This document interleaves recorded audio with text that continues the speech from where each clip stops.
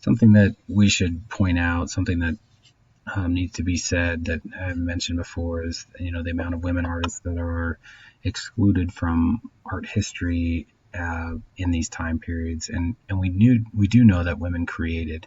However, we do know that they were also shunned. Societal sort of conventions at the time didn't either allow them to join guilds, or even those that created, they didn't have patronage like we see. So we're not seeing that artwork out. And so with that, it didn't last. It could have been created, and we just never now know about it because it wasn't documented. So putting that out there, it's nice to finally see a female artist that also was pretty well known really for her time, and we do have works that survive from hers. This is her first known self-portrait by a woman. At first, they thought maybe she was painting somebody else, or this was just a painting of a woman, but we do know now that it is a self-portrait of her. And Katarina van Hemsen, right, and her work as a woman artist, we don't really see much because they were refused and found it difficult to receive formal training. So even if they did learn to paint well, they were still sort of shunned, saying, "Well, you don't belong to the guild or something like that." So it's interesting, and with this, why some of these women artists actually start to come out is because their fathers figured out how to train them or personally train them, and gave them that sort of upbringing. So that's sort of the story in the case here. The greatest of the Netherlands painters is known as Peter Bruegel the Elder, and he it's really kind of cool because he kind of breaks from tradition, which was mostly about human form, and does landscapes. So when you think about it, we really haven't seen landscapes as the main focus of a piece. We've always seen them as the afterthought or the backdrop.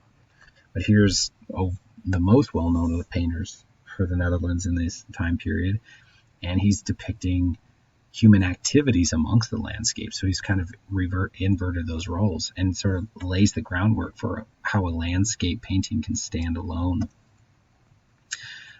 He traveled to Italy, but chose not to use these classical elements in his work. I mean, this looks very folk art-like, something that you'd probably see hanging up during Christmas time. There's sort of a seasonal thing in your house, or like a reprint of. And he works a lot around like the proverbs or seasons in day-to-day life. So there's usually a message in there, and that's kind of what his work contains. Those that work hard, you get to feast or something. Yeah. So. As art, though, as countries spread and they're trying to show their wealth, as I talked about before, we have Spain that becomes a player that we haven't seen before. And in Spain, the most well-known of the artists is El Greco, known as the Greek, which makes you wonder, why is a guy in Spain called the Greek? Well, he was from Greece, and then he trained in Italy and then moved to Spain. And so therefore he's kind of got this all that sort of put in his name, but he's known as El Greco. Born in Crete, raised in Italy, painted in Spain, but worked in one of Titian's studios. So he's got that expressive nature about him. He's a very strong mannerist from the mannerism style that we'd mentioned earlier, which is, you can almost see that sort of like swooping in those S shapes, sort of like meandering down. He shows a lot of emotion and mastery, and through his color. Right, you get that dramatic sense, and that's how he's kind of playing around with it. He's considered a great Spanish painter, but he's not Spanish, and his style is not Spanish either. So it's very interesting. It's kind of like, yeah, he's ours. We'll claim him because he's popular. He was really sort of like lost for a while in the scheme of art history and time.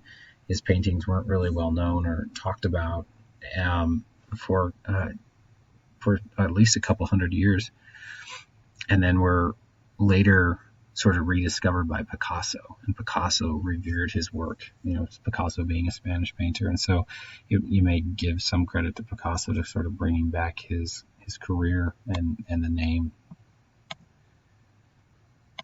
Probably his most famous work is this Burial of the Count. It's interesting because it was painted 3 centuries after the count died. So, he's kind of playing a little bit more off uh, of not actual representation, but more of local lore. And so you have a lot of figures that weren't there that are there now. And according to the legend, uh, the saint descended from heaven to the lower body, and so you're sort of seeing that resurrection, that sort of thing happening. So that's kind of what it's based off of, is sort of that the myth, or the what people believed happened with this count. He did make a really nice strong division here compositionally between the idea of heaven and earth. And so and we see that in sort of his decision planning.